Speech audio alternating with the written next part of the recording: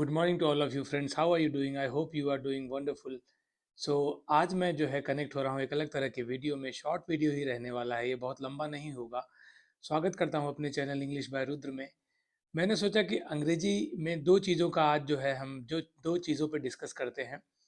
और आपको बाहर का नज़ारा दिखाऊंगा कि बाहर आज का मौसम कैसा है। कुछ अलग सा ही मौसम है। इस मौसम के लिए लोग हज़ारों लाखों करोड़ों रुपए खर्च करने को इंडिया में तैयार होते हैं। करोड़ों तो नहीं, लेकिन कई हज़ारों करने पड़ते हैं आपको खर्च। बात करेंगे पावरफुल कम्युनिकेशन या पावरफुल स्पीकिंग के लिए क्या किया जाए, कैसे इम्प्रूव की जाए। और दूसरा मैं आपको शेयर करूँगा कुछ कहावतें और उनका रोल क्या होता है पावरफुल कम्युनिकेशन में। सो चलिए लेट्स गेट स्टार्टेड। दिखाते हैं आपको बाहर का नज़ारा और बाहर ही बनाते हैं ये वीडियो। मैं अपने घर के अंदर वॉक कर रहा हूँ ये। अब हम जाएंगे बाहर, ठंड बहुत ज़्यादा है दोस्तों। तो हम आ गए हैं बाहर। बाहर आप देख सकते हैं कि बाहर का नज़ारा क्या है। कहने की ज़रूरत नहीं है कि नज़ारा क्या है। मुझे खड़े होने के लिए भी जगह नहीं है। देखिए बर्फ़ है मेरी बालकनी में। बहुत ज़बरदस्त बर्फ़बारी हुई है यहाँ पर। तापमान जो है लगभग वो -8 डिग्री के आसपास है आज। ये मेरे पीछे का नज़ारा है दोस्तों। मैं बालकनी में ठीक से खड़ा नहीं हो पा रहा हूँ क्योंकि समस्या ये है कि बर्फ़ है और बर्फ़ में फिसलन होती है। तो चलिए बात करते हैं पावरफुल कम्युनिकेशन की। होता क्या है पावरफुल कम्युनिकेशन?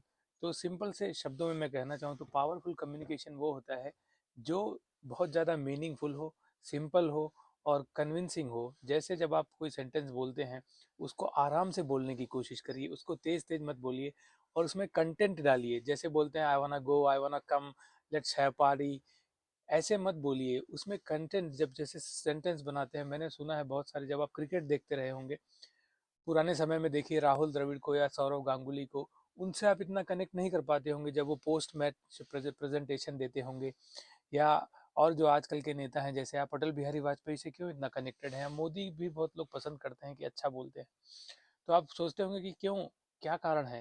हिंदी हो या अंग्रेजी, पावरफुल कम्युनिकेशन का सबसे बड़ा जो राज है, अपने वॉइस को जो है आप धीरे धीरे ऊपर नीचे करें। जहाँ जहाँ ज़रूरत हो एम्फसाइज करिए, जहाँ ज़रूरत हो स्लो होने की वहाँ स्लो होइए। और तो पहला जो मेन पॉइंट है वो है कंटेंट। कंटेंट मतलब उसमें सामान क्या दे रहे हैं आप, क्या है आपके शब्दों का जाल बुनिए। शब्दों का मतलब इंफॉर्मेशन दीजिए प्रॉपर तरीके से और चैनलाइज करिए उसको ठीक से। तो आप सोचेंगे कि कंटेंट लाए कहाँ से। तो मैं आपको बताऊंगा कि सबसे बेस्ट तरीका है कि आप इंटरनेट की दुनिया पे बहुत ज़्यादा समय मत बिताइए। कम से कम एक किताब जो है पढ़ा करिए। एक किताब, उसको चाहे 1 महीने में ख़त्म करिए, 1 साल में 1 चैप्टर या 2 चैप्टर ज़रूर पढ़ें। इंग्लिश के, हिंदी के, कोई भी भाषा का कुछ भी पढ़ सकते हैं आप। जब आप पढ़ेंगे तो आपकी सोच में जो है विकास होगा। और अच्छी किताबें पढ़िए। जैसे आपको हिंदी पढ़नी है तो राग दरबारी पढ़ लिए, प्रेमचंद के सारे वो पढ़ सकते हैं, राकेश मोहन, मोहन राकेश और भगवती चरण वर्मा, बहुत सारे हैं, इनको पढ़िए आप। महादेवी वर्मा, अमृता प्रीतम, जिनको पढ़ना है आपको पढ़िए। मतलब कोई भी किताब में कुछ ना कुछ तो आपको मिलेगा ही। हिंदी के लिए बोल रहा हूँ।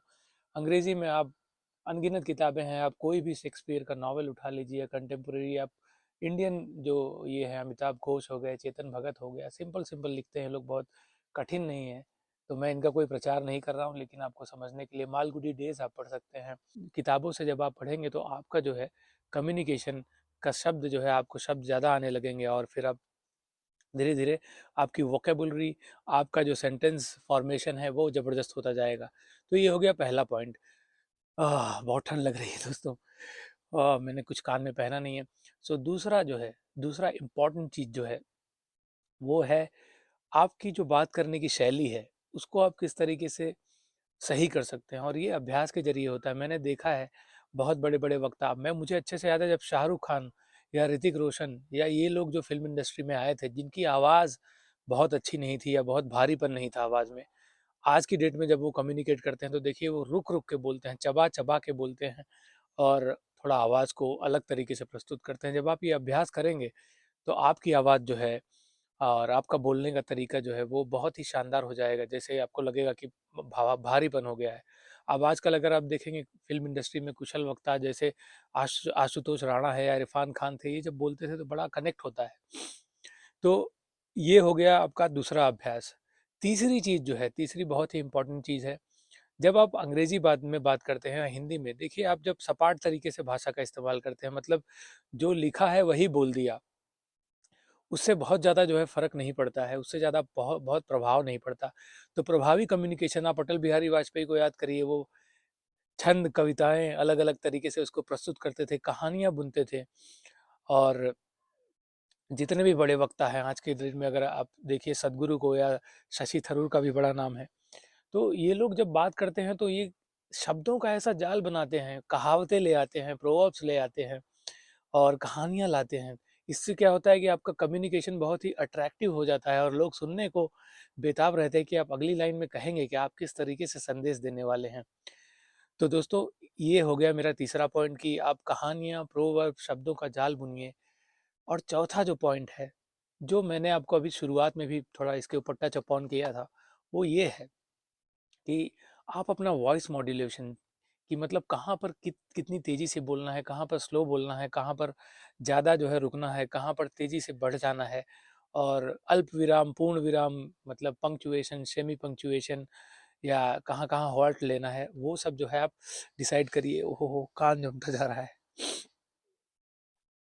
तो जब ये 4 चीज़ें आप करेंगे तो आप देखेंगे कि आपका कम्युनिकेशन जो है वो बहुत ही प्रभावी, ज़बरदस्त और उम्दा तरीके से हो जाएगा। आप लोगों को मंत्रमुग्ध करेंगे जब आप बातें करेंगे, तो तैयार हो जाइए मंत्रमुग्ध करने के लिए। मेरी इन सलाह को मानिए और चारों को जो है आप लिख लीजिए। आप लिखेंगे और इसको फ़ॉलो करेंगे तो आप मुझे याद करेंगे कि मैंने आपको सही कहा था। सभी ने जो है ऐसे ही इम्प्रूव की। मैं भी जब कम्युनिकेशन अपना कम्युनिकेट करता हूँ या इंटरव्यूज़ लेता हूँ लोगों के या अपने ऑफ़िस में रहता हूँ, तो मैं जो भी मैंने सीखा हुआ है अपने पुराने टीचर्स से, जो भी अच्छी चीज़ें हैं, उसको आत्मसात किया हुआ है और उसका प्रयोग करता हूँ। तो ये तो बात ये हो गई दोस्तों, तो आज जो है आपको कुछ कहावतें जो बहुत ही प्रचलित हैं।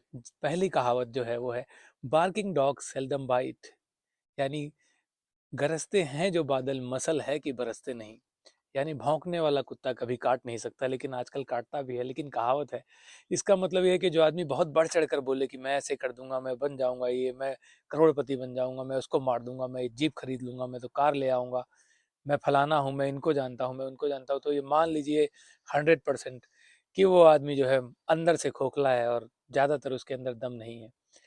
कहावत number 2, Fortune favours the brave, किस्मत भी उन्हीं का साथ देती है जो बहादुर होते हैं। इस कहावत का साधारण मतलब ये है, लेकिन इसका जो मेन मतलब है वो ये है कि बहादुरों का साथ हमेशा जो है वो प्रकृति भी देती है, मतलब भाग्य भी उनका साथ देता है, जो मेहनत करते हैं, रात दिन लगे रहते हैं अपने लक्ष्य को पाने के लिए। Cut your cloth according to your coat, उतने ही पैर फैलाइए जितनी की चादर हो। अब किसी की आमदनी जो है वो मान लीजिए 20,000 या 10,000 रुपए है और वो कहता है कि मैं लूंगा मर्सिडीज गाड़ी। खर्च आमदनी से ज़्यादा जो है वो खर्च करने के लिए तैयार है। तो हमेशा याद रखिए कि मितव्ययी बनिए। मितव्ययी का मतलब ये नहीं है कि भूखे मरिए, लेकिन जितनी आपकी आमदनी है उसको प्लान करके रहिए और अच्छे से जीवन को बिताइए, ताकि आपको किसी के आगे हाथ ना फैलाना पड़े। तो आज दोस्तों मैंने सोचा कि आपको बाहर का नज़ारा भी दिखा दूं कि बर्फबारी कितनी भयंकर हुई है यहाँ पे, और थोड़ा-थोड़ा अंग्रेजी का ज्ञान भी दे दूँ, तो वो मैं दे चुका हूँ आपको। और आपको बताता हूँ कि यहाँ बर्फबारी इतनी होती क्यों है, जबकि ये मैदानी इलाका है, लेकिन यहाँ पे पहाड़ जो है वो बहुत ही पास में है। आल्प्स जिसको बोलते हैं, यहाँ की सबसे ऊँची चोटी ज़ुगस्पित्ज़े जिसको बोलते हैं, वो भी यहीं पर है। और इसलिए ये ठंडी हवाएँ आती हैं और जब टेम्परेचर माइनस के नीचे जाता है, एकाएक जो है बर्फबारी स्टार्ट हो जाती है। लेकिन ये हर दिन नहीं रहेगी बर्फबारी, महीने में मेरे ख्याल से 7-8 दिन, 10 दिन रहेगी और बाकी दिन बारिश होती रहती है, धूप भी निकलती है, बहुत ठंडा मौसम है। मेरी हालत ख़राब हुई है, वीडियो को यहीं ख़त्म करूँगा और आशा करता हूँ कि आप लोगों ने ज़रूर कुछ न कुछ सीखा होगा और इसको कहीं न कहीं इस्तेमाल करेंगे। तब तक के लिए विदा लेता हूँ। प्लीज़ चैनल को सब्सक्राइब, लाइक और शेयर ज़रूर करिए। बाय बाय, टेक केयर, अपना ख़्याल रखिए।